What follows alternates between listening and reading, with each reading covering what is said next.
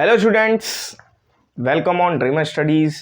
And हम बात करने वाले हैं क्लास 12th फिज़िक्स के बारे में और आप लोग का किस तरीके से किस यूनिट से कितना मार्किंग का आएगा और आप लोग के लिए हम हर यूनिट से कितने इम्पॉर्टेंट चीज़ें पूछी जा सकती हैं ये भी हम आपको बताएंगे। क्लियर?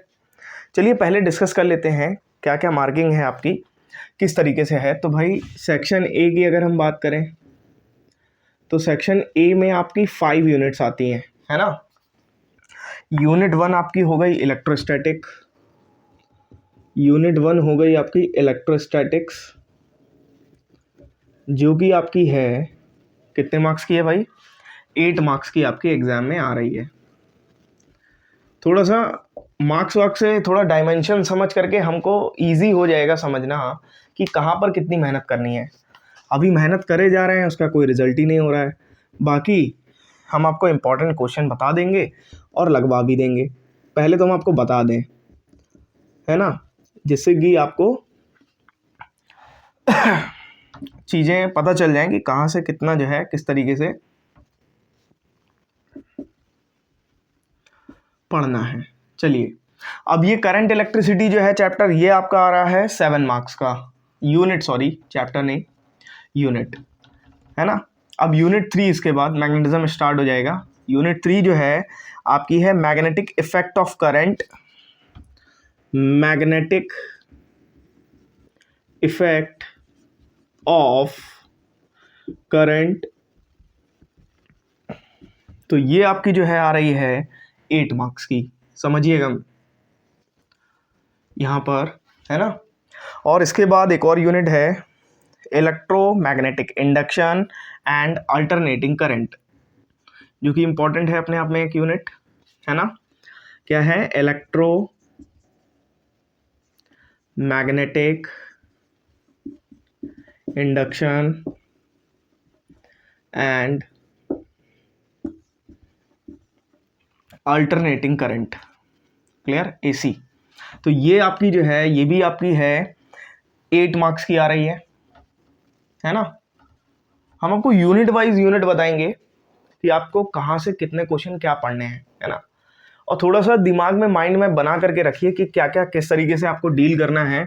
अदरवाइज माइंड मैप के बगैर मेहनत एक तरफा किए जा रहे हैं, कोई मतलब नहीं होगा। 50 लॉन्ग रट लिए, 50 शॉर्ट्स रट लिए, कोई मतलब नहीं होगा। आपको थोड़ा सा एक सिस्टमैटिक ढंग से पढ़ना होगा जिससे कि एग्जाम में आए हुए हर प्रकार के क्वेश्चन जो हैं आप लोग डील कर पाएँ। और बाकी तो आप लोग समझदार हैं। अब ये जैसे इलेक्ट्रोमैग्नेटिक वेव चैप्टर है ना, यूनिट है जो एक तरीके से यहाँ पर जो ये 4 मार्क्स हैं, तो अगर आप इसको थोड़ा सा भी अच्छे से पढ़ते हैं तो बहुत ज़्यादा टॉपिक नहीं है। ये 4 मार्क्स आपके फ्री के हैं एक तरीके से देखा जाए तो, है ना। चलिए खैर, फ्री का तो कुछ भी नहीं होता, आगे बढ़ते हैं। इसके बाद अगर हम बात करें, यहाँ पर दिख रहा होगा आप लोग को सेक्शन बी की अगर हम बात करें तो सेक्शन बी में अगर हम सबसे पहले यूनिट नंबर 6 जिसको हम बोल सकते हैं लाइट। अब लाइट में भी 2 पार्ट्स हैं, है ना। 2 पार्ट्स कौन कौन से हैं भाई, है ना। ऑप्टिक्स बोल दें सीधे सीधे इसको, है ना, ऑप्टिक्स। चलिए भाई, ये आपका 13 मार्क्स की सबसे बड़ी यूनिट अगर देखा जाए तो ऑप्टिक्स है आपकी, है ना। और दूसरा बात है कि ये एक इजी यूनिट भी है, मतलब बहुत इजी है, मतलब देखा जाए तो। और दूसरा बात ये भी है कि अगर आप लाइट को सही से टैकल करते हैं तो इसके बाद जो मॉडर्न फिजिक्स है उसमें भी काफ़ी सारी आपकी हेल्प हो जाएगी, है ना। तो ये एक बहुत ही अच्छी यूनिट है। 13 मार्क्स आपको फ्री के मिल रहे हैं एक तरीके से, नहीं फ्री के नहीं, मेहनत तो करनी पड़ेगी इसमें, है ना। चलिए, इसके बाद है dual nature, unit number 7, dual nature of matter and radiation. तो अगर हम बात करें यहाँ पे, ये 6 मार्क्स का आएगा आपके एग्जाम में ये यूनिट, और ये भी फ्री के ही मार्क्स हैं एक तरीके से देखा जाए तो, हर जगह फ्री के मार्क्स मिल रहे हैं। चलिए, फ्री के इन द सेंस कि मतलब यहाँ पे बहुत ज़्यादा अगर आप चैप्टर को एक बार अच्छे से पढ़ लेते हैं और यहाँ से क्या आना है, किस तरीके से आना है, सब सेट है पहले से ही, है ना, कि इतना आएगा, इतने से ही पूछेगा। बट आपको चैप्टर का डिटेल स्टडी तो करना ही पड़ेगा। चलिए आगे, यूनिट नंबर 8, यूनिट 8 है आपकी atom and nuclei, atom and nuclei. तो यहाँ से आपका आ रहा है कितने मार्क्स का, 8 मार्क्स का आपसे पूछा जाएगा।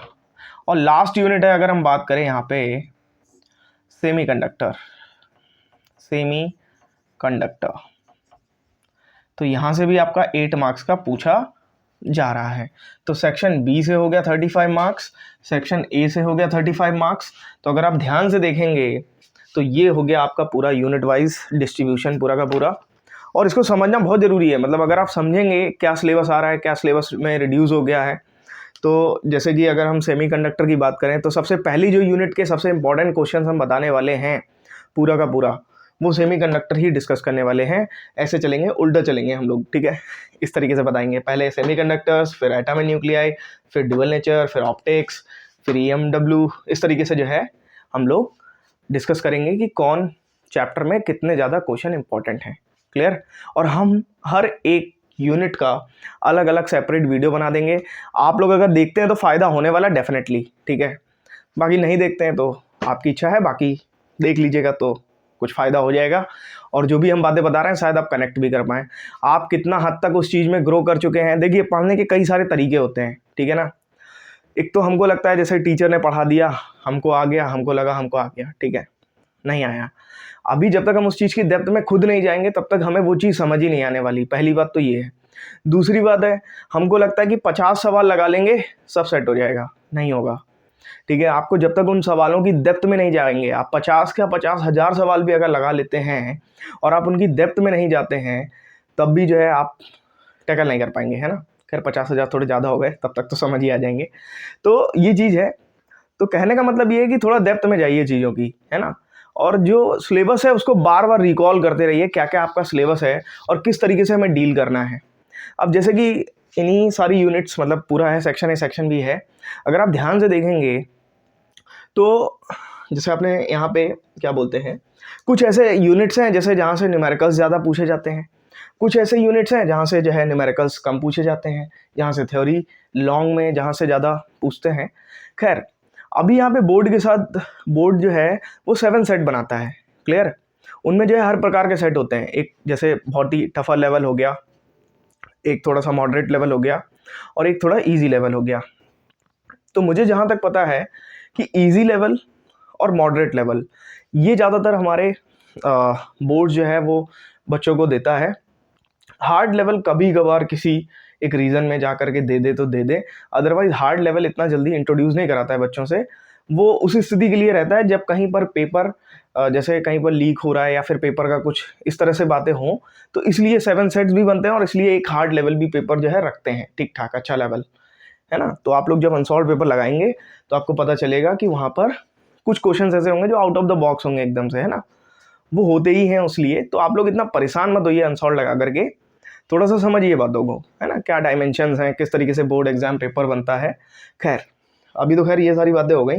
दूसरी बात है भाई, पेपर देखो आपका 70 मार्क्स का है ना।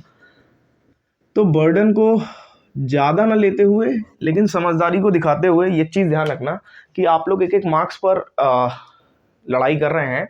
और आपका जो क्वेश्चन पेपर पैटर्न है वो आपको पता ही है। Section A 6 MCQ, section B 6 1 word, section C 4 marks 4 questions आएंगे 2 मार्क्स के, सेक्शन डी यहाँ पर आपका होगा क्या बोलते हैं 3 मार्क्स के 10 क्वेश्चंस, और उसके बाद सेक्शन ई लॉन्ग क्वेश्चन आएंगे 4 क्वेश्चन आएंगे, सब में ऑप्शन होगा एक एक।